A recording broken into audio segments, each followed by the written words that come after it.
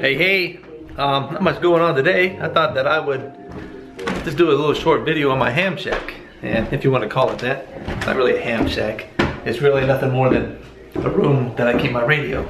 So, first place I guess I'll start is up here, where I keep my 20-meter antenna. Up here. So, shall we go? FYI, if you have a house that has attic stairs like this, and this part, the stairs break or otherwise need replacing, hire somebody to do it. My son and I did this. I'll never mess with that again. Never.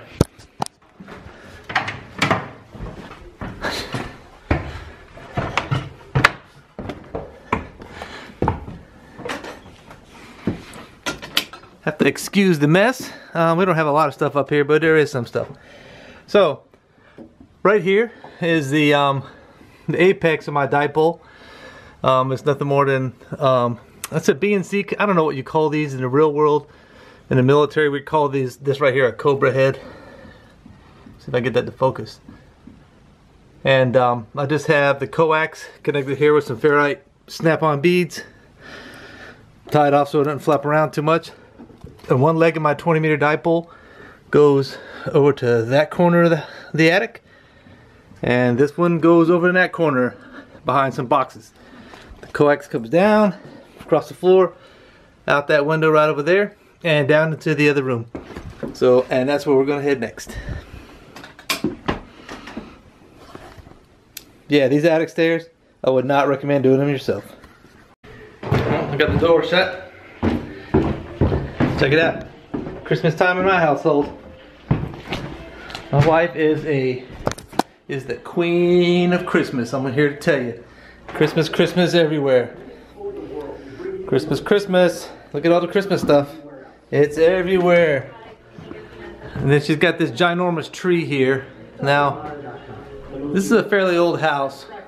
And the ceilings I think are right at 9 feet. I'm 6'1", I've got ridiculously long arms, and I cannot reach the top of this tree. I mean, as you can see, look at that, it's about 9 feet. It's that far from the ceiling. It's ridiculous. But she likes Christmas, and why should I argue with her about that, right? That's right, you don't. Alright, well here is my shack. Not much as you can see.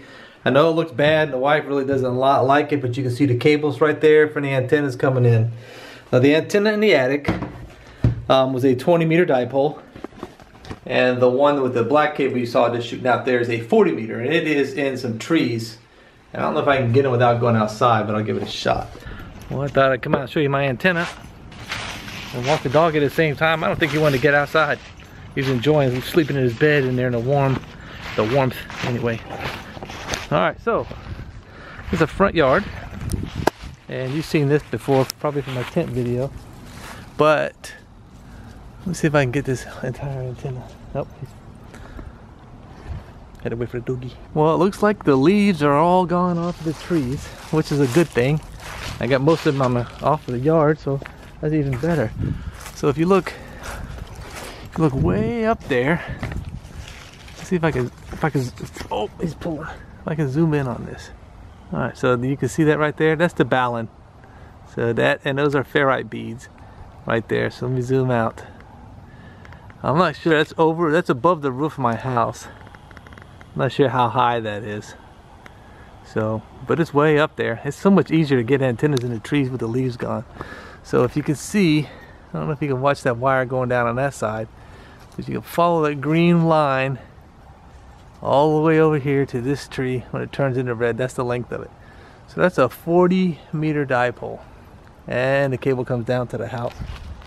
And the I showed you the one in the attic. You see that gray wire right there? That's where it's coming from. So it comes down from that window up there into this window on this side. My wife doesn't like it, but hey, she still gets her Christmas decorations up, right? Let's check it out. She's got wreaths and all, well, wreaths. I don't know what you want to call those. Are those wreaths? Got a wreath on the door. And More Christmas decorations, and we're not even finished with the outside decorations yet. Here basically is what I got going on. I got my little clock with my UTC and local time. I got a power strip. And the only thing I got plugged in it right now is the power supply for this Yaesu 857D. I've got a MFJ Versa Tuner 2, a MFJ 941E model. And over here I've got the ICOM IC 703. And I've also got a splitter there, so I can plug in both antennas and just switch back and forth. The unfortunate thing is with the Yaesu, it does not have a built-in tuner. With the dipoles, I'm not so worried about it, but I also run a long wire out sometimes. And with that long wire, I was actually able to tune in using that tuner, using this tuner with that 29-foot wire antenna I have. I was able to tune in 6 meters, 10 meters, 12, 15, 17, 20, 30, 40, and 80 meters, believe it or not. It worked out pretty good. One thing that did help tuning that in was this little device right here. I can't remember what the specs on this was. I don't remember. That's a 9-to-1 unun or whatever, but I just plug about a 2-foot piece of coax with some ferrite beads on in here into the radio, and then I just tighten the other end of the wire right there, and I just run it up into a tree as high as I can get it. And you know, I mean, it's 29 feet from the windowsill up to the tree, so, and to tune in that many. And I actually did the reverse beacon network, and I guess I can show you that here in a minute. The reverse beacon network, and I can I'll do Morse code, and what I'll do is I'll make sure the band, and I'm not transmitting right now, but I'll make sure the band's clear, and I'll just go, you know, and then my call sign, because that just means that word I just spelled test, T-E-S-T, and let other stations know that I'm just conducting a test and I'm not really transmitting or looking to talk. This cable right here is for my MacBook. I have 2 of them. It's just a power supply. This is a control cable that I can plug in so I can control the radio from my MacBook. I use MacLogger DX for my logging software and other things. You can do a lot more with this than I do, but I like it because since you can program or connect it to the radio, if a spot shows up with somebody, I can go ahead and double click on it and automatically tunes the radio to their frequency and the mode they're using. And then I can also log my contact here and automatically upload it to Logbook of the World or QRZ page, so it works out pretty good. Unfortunately, it's MacLogger DX. It's only manufactured for Macs, but there's plenty of other logging software out there for people to use. I also use an app called Soda Goat. A lot of people do these on-air activations on these mountaintops. SOTA stands for Summits on the Air.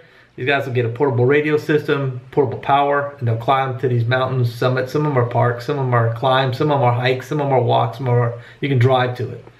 And they'll get out there and they get points for getting so many contacts and things of that nature. So I try to support them because they don't get points if they don't get enough contacts. So when I see somebody spotting themselves for a SOTA activation, I'll turn on my radio and see if I can hear them. And that's just an app on my phone. I know you're not going to be able to see that, but I'll see if I can bring it up here. So it looks like this. Oh, let me do this. So the app looks like that, and you can see that where the person's call sign is, what frequency they're on, and whether they're using Morse code or sideband, aka using a microphone. So anyway, that's what I got for now. If I can figure out how to do some screen recording, I'll definitely take care of that too. But